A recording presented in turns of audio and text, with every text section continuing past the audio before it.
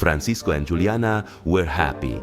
The apology of their faith in front of their classmates and teacher Harry was worth it. The seed of faith is germinating in the heart of Edgar, one of his classmates.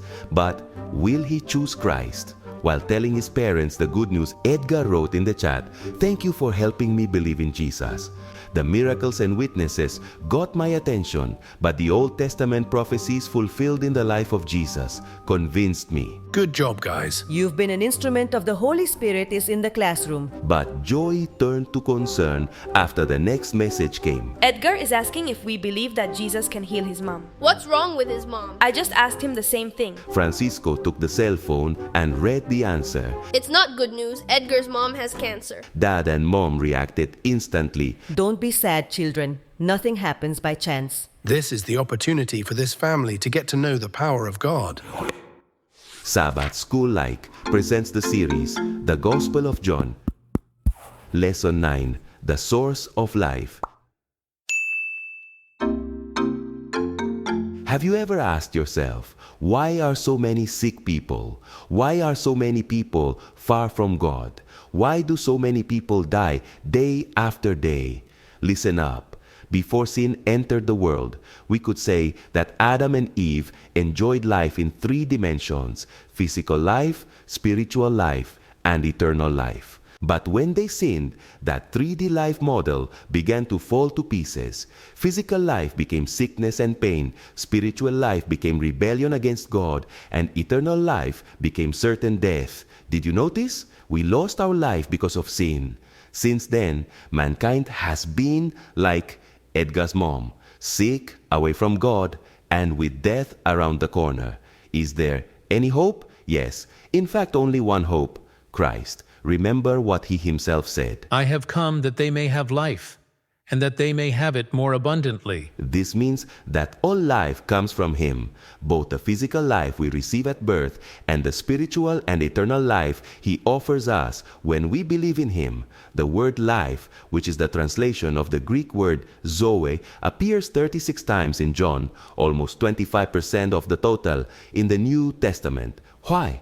Because, as you will recall, the purpose of the book is not only apologetic, that you may believe that Jesus is the Christ, but evangelistic, that believing you may have life in his name. So, this week's question is, what does it mean when affirmed that Jesus is the source of all life? First, he is the source of physical life. At home, when we go to bed, we turn off the light. Can you imagine if we could do the same with the sun? Without the sun, there would be no light and no heat. No photosynthesis, no plants, no oxygen. So there would be no physical life on earth. But who created the sun? Jesus. Who is the one who holds it at the exact point so that there is life on earth? Jesus. The Apostle John wrote it clearly. All things were made through him, and without him was not anything made that was made. Did you know that the earth is at an exact distance from the sun for there to be life? The average distance between the earth and the sun is approximately 149.6 million kilometers. If it were a little closer, it would be too hot, and if it were a little farther away, it would be too cold. This means that even though we depend on the sun, all physical life that exists on this planet has its ultimate origin in Jesus. And what about the breath of life? It was God who breathed the breath of life into man. Did you notice that? From the moment the first living being breathed in Eden until today, Jesus is the one who sustains physical life. So what happened to that good physical life back from early times? Well, imagine that humanity was like a cell phone just released from the factory. 100% battery, 0 scratches, everything working fine. Sin came along and we dropped our cell phone on the floor. No protector, broken screen, battery that no longer lasts half a day, and apps that close by themselves. Such a disaster. That's what happened with physical life. We were made perfectly, but with sin came the broken screens of illness, the low batteries of fatigue, and the system errors of death. But when Jesus came, He spent hours healing the sick. With Christ, we have hope in the midst of sickness. Without Christ, we are still with that broken cell phone that only gives us headaches. Isn't it wonderful to know that the same one who created the universe wants to take care of you and restore your physical life? Second, He is the source of spiritual life. Okay, let's think about that broken cell phone. Let's think that that broken cell phone has already been repaired. What do we need now to get it working? We need to connect it to Wi-Fi. so the applications can run. Right. Listen up. We can be fine physically, like that repaired cell phone, but without a connection with God, we are like a cell phone without internet connection. It turns on, it has some life, but things are not working well. Everything is disconnected and with no purpose. Well, when we say that Jesus is the source of spiritual life, what we mean is that Jesus is the spiritual Wi-Fi router that can reconnect us with God. Why? Because sin disconnected us from God. But here's the best part.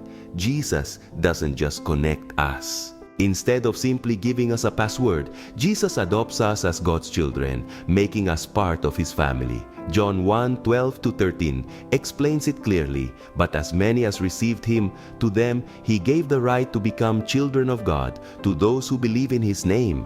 These are born not of blood, nor of natural desire, nor of human will, but they are born of God. Did you notice? It's not just a temporary connection. It's a change of identity from being disconnected to connected, from spiritual orphans to beloved children of God. And how does this happen? It's clear in the passage. First, we need to do something, believing in His name, and then God does His part. He makes us His children, a human aspect and a divine aspect. It's like any Wi-Fi connection. You accept the key that Jesus offers you, to believe in His name and receive Him as your Savior.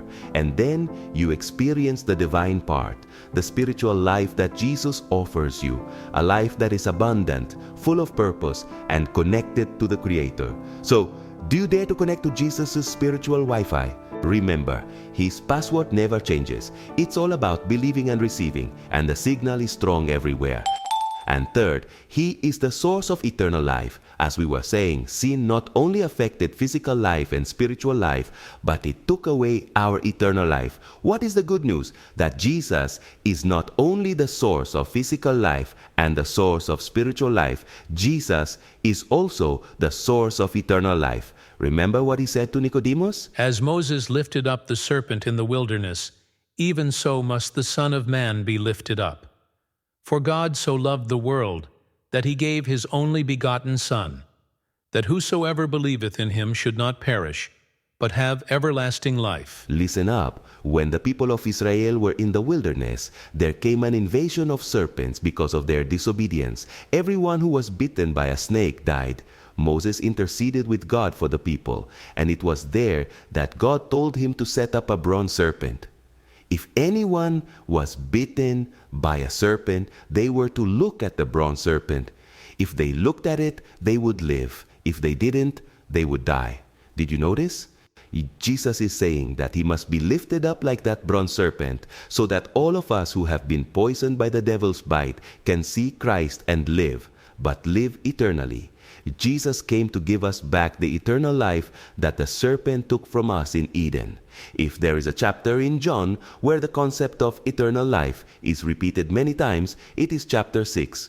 There, Jesus said, I am the bread of life. In that chapter, a large group of disciples turned their backs on Jesus and left. When Jesus asked His disciples if they also wanted to leave, Peter replied, Lord, to whom shall we go?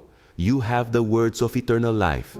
And that is the story that is repeated in the book of John. Some accept the source of life, and others reject it.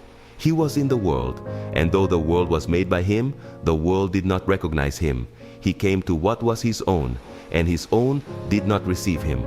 Today the story remains the same.